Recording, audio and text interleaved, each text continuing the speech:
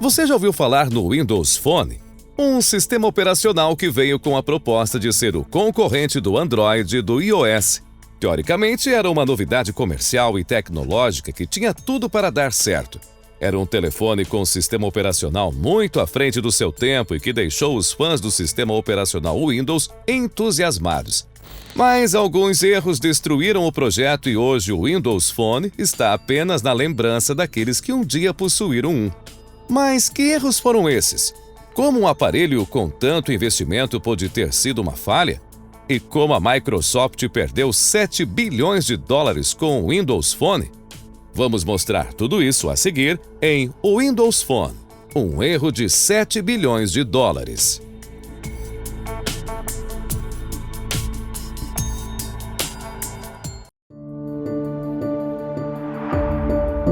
Quando Steve Jobs anunciou o lançamento do iPhone em 2007, o universo tecnológico teve uma drástica mudança positiva, sem que o público tivesse noção disso.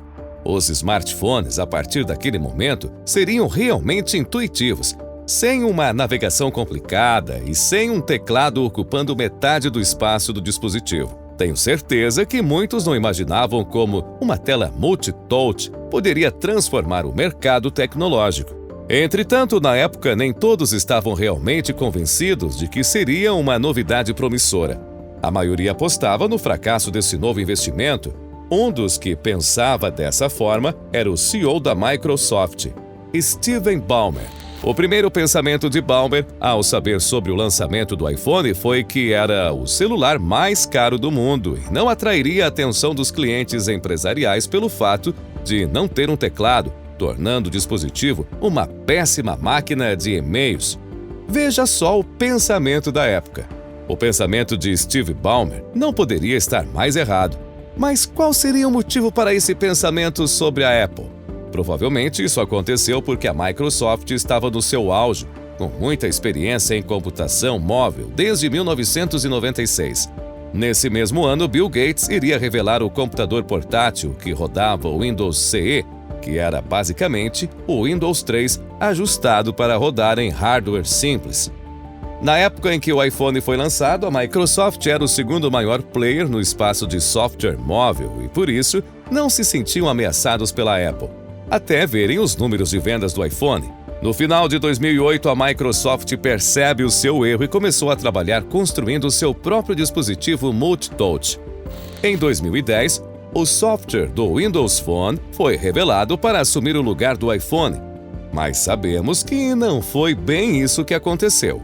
Bom, mas eu sei o que vai acontecer a seguir. Você vai se inscrever no canal, ativar as notificações e deixar o like no vídeo para nos ajudar.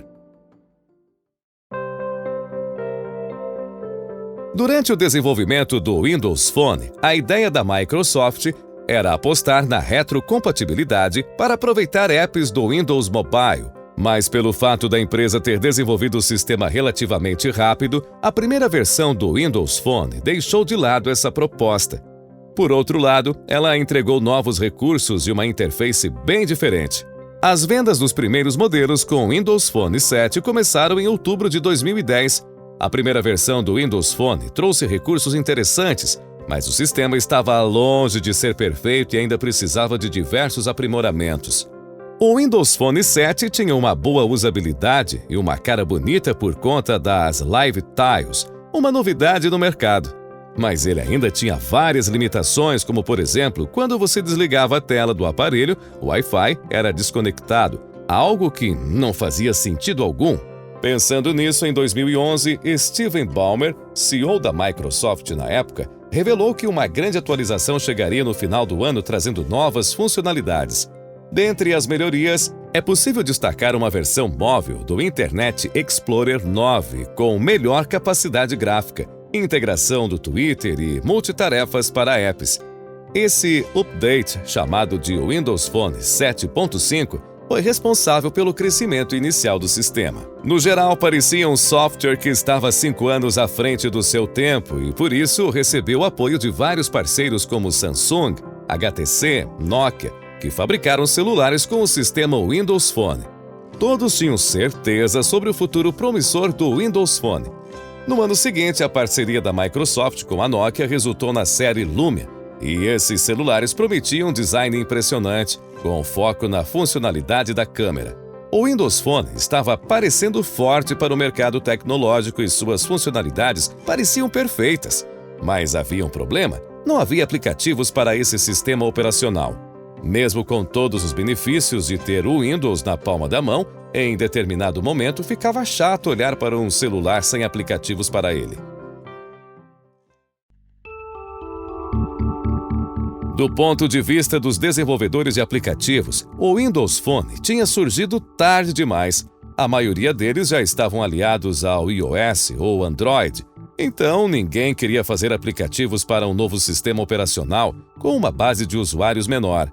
Até mesmo soluções populares na última década, como o Instagram e Snapchat, acabaram ficando de fora do sistema da Microsoft por um bom tempo.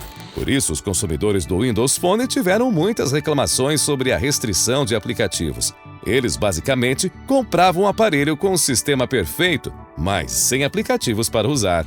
Tudo isso foi muito prejudicial para a imagem do Windows Phone, e quando os celulares Windows não tiveram boas vendas, os fabricantes de hardware perderam a esperança e migraram para o Android e iOS, que pareciam mais promissores e seguros. Com todos os parceiros da Microsoft virando as costas ao Windows Phone, a Microsoft decidiu dobrar o seu envolvimento com a Nokia, investindo cada vez mais na parceria, e isso também não foi uma decisão muito boa, já que além das outras marcas como Samsung e HTC já não estarem muito contentes em criar modelos de celulares que vendiam menos que suas opções Android, elas sentiram-se abandonadas.